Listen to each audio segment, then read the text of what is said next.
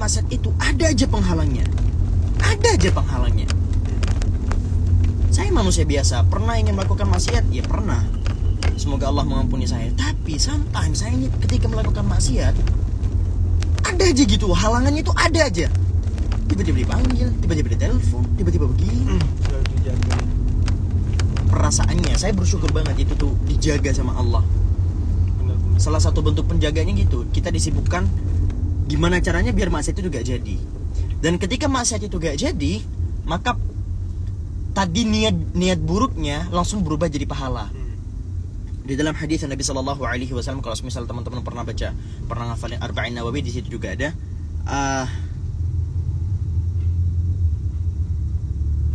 Kok lupa saya hadisnya? Baru aja kemarin saya kutip. Ada orang niat melakukan kebaikan, terus gak jadi. Ya, ada orang niat melakukan kebaikan tapi gak jadi. Maka Allah akan memberikan dia pahala kebaikan yang sempurna.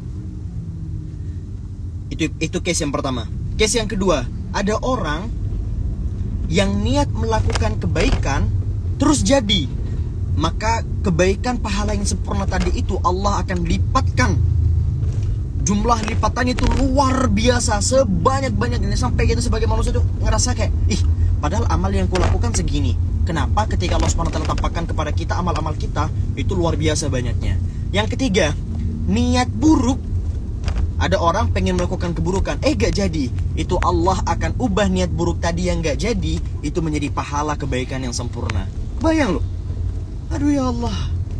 Allah baik banget memang. Terus yang terakhir, ada orang niat buruk dan akhirnya melakukan keburukan itu. Allah akan menghitung dosanya satu. Allah tidak menyebut dengan dosa keburukan yang sempurna, tapi Allah menyebutkan satu dosa keburukan. Allah tidak lipat gandakan. Jadi kalau gak mungkin ada orang melakukan kebaikan dibalas dengan satu kebaikan, gak mungkin. Allah akan selalu melipat-lipatkan kebaikan yang kita lakukan. Tapi kalau dosa, Allah pasti cuma ngasih satu, sesuai dengan jumlah dosa yang kita lakukan. Kalau ada orang ngeluh Allah itu jahat, a'udzubillah, mulut tolol itu, nasallallahu assalamu alafiyah. Makanya ada istilah tak kenal maka tak sayang, ya kan? Kenali Allah, pahami apa yang Allah SWT berikan kepada kita, baru Anda komen.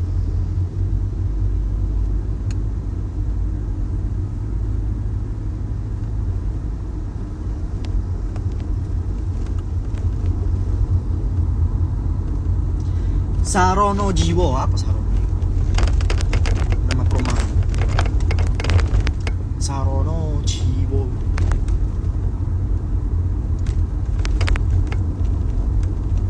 Bagaimana caranya agar kita gak bersangka buruk? Selalu buat 1000 alasan.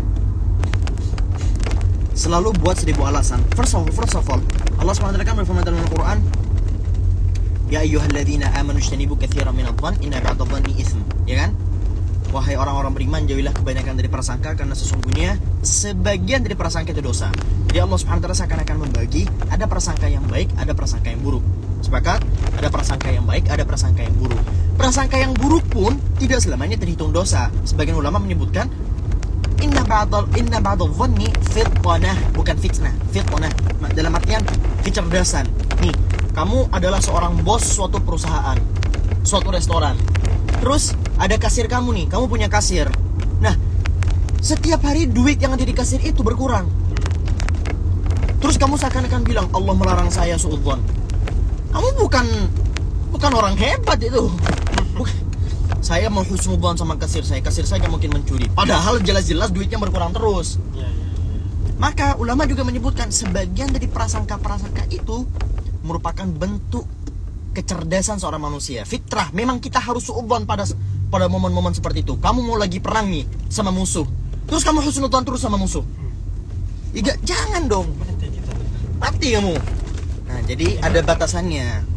Nah, tapi ada beberapa perkara di mana kita memang ditutup husnudzon. Contoh gimana? Kamu janjian sama teman kamu telat, husnudzon. Ya, siapa tahu dia tabrakan. Ya. Itu sultannya. Jangan itu. Enggak, maksudnya siapa tahu macet. Ada kerjaan. Ya, siapa tahu macet. Kok tabrakan. Alhamdulillah. Tabrakan itu suudzon itu. Siapa tahu macet.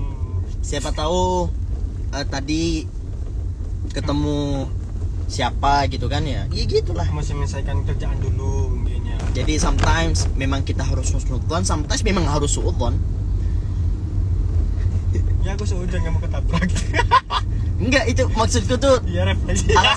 alasan kenapa dia telat sama aku mungkin karena di sana tabrakan itu husnudzon tapi suudzon ya. Nah, iya itu sama-sama itu. Imbang ya, imbang. Itu husnudzon sekaligus suudzon itu. Dua-duanya kena itu.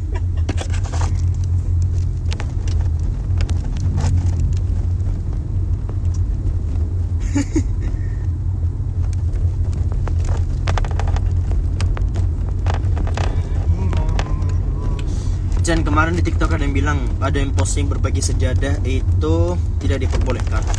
Boleh-boleh aja, bebas. Cuman yang perlu diperhatikan itu, karena saya pernah jadi korban, saya sudah nyaman nih mau sujud ke lantai, tiba-tiba orang di samping saya ngasih saya sejadah. Sejadahnya di bagian kaki. Bau! Saya yang harusnya khusyuk itu, ya Allah ini.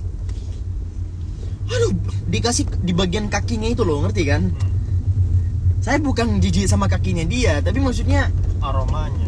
apa? Jadi kena kaki basah terus itu bau. Jadi mungkin alasan kiainya tersebut atau siapa itu saya gak tahu, saya gak pernah nonton videonya beliau, melarang teman-teman berbagi sejadah ya karena alasan tadi. Tapi kalau misal secara nas, nggak boleh-boleh aja. Makanya kalau misal mau berbagi, perhatikan dulu sejadah yang kamu pakai ini bersih apa enggak, harum apa enggak gitu. Kalau perlu kasih bagian kepalanya ke dia, kamu dapat bagian yang kaki. Tapi kan saya yang punya sejadah. Assalamualaikum. Waalaikumsalam warahmatullahi wabarakatuh. Tapi kan saya yang punya bagian sejadah. Kan saya yang punya sejadah. Ya saya harus dapat yang lebih enak dong. Enggak. Dulu Rasulullah SAW kalau punya 2 siwak atau siwak, sikat gigi ala orang dulu. Itu siwak yang lebih bagus dikasih ke sahabat-sahabatnya, dikasih ke Sayyidina Abu Bakar, dikasih ke Sayyidina Umar. Sedangkan siwak-siwak yang jelek itu beliau manfaatkan untuk diri beliau sendiri. Jadi beliau itu lebih ngasih yang bagian baiknya buat sahabat yang lain, dan bagian yang jeleknya justru beliau ambil sendiri.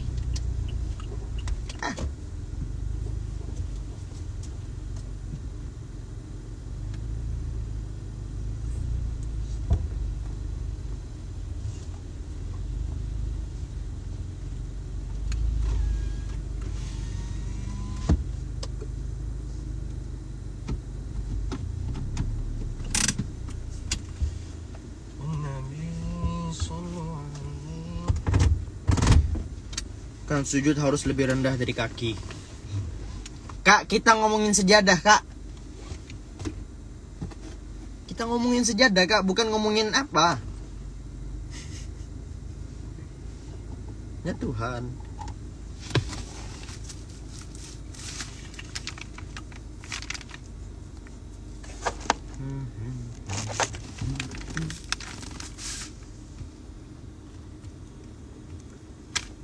Dan kapan nyampe? Ini udah nyampe.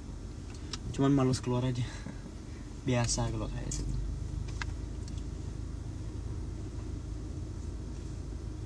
Aku bete sama kamu. Sambal sama kamu.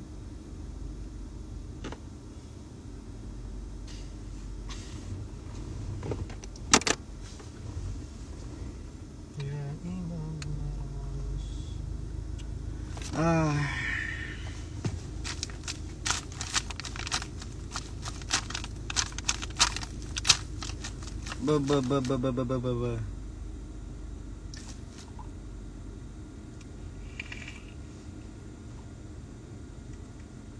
Mana?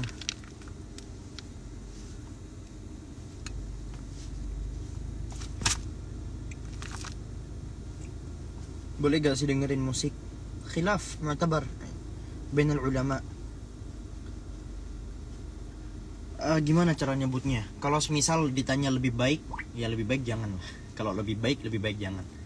Kalau semisal masih dengerin, ya jangan dengerin yang ada lirik-lirik kotornya.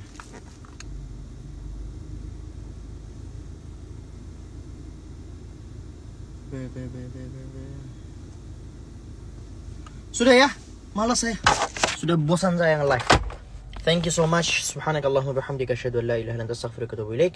Assalamualaikum warahmatullahi wabarakatuh. Bye bye.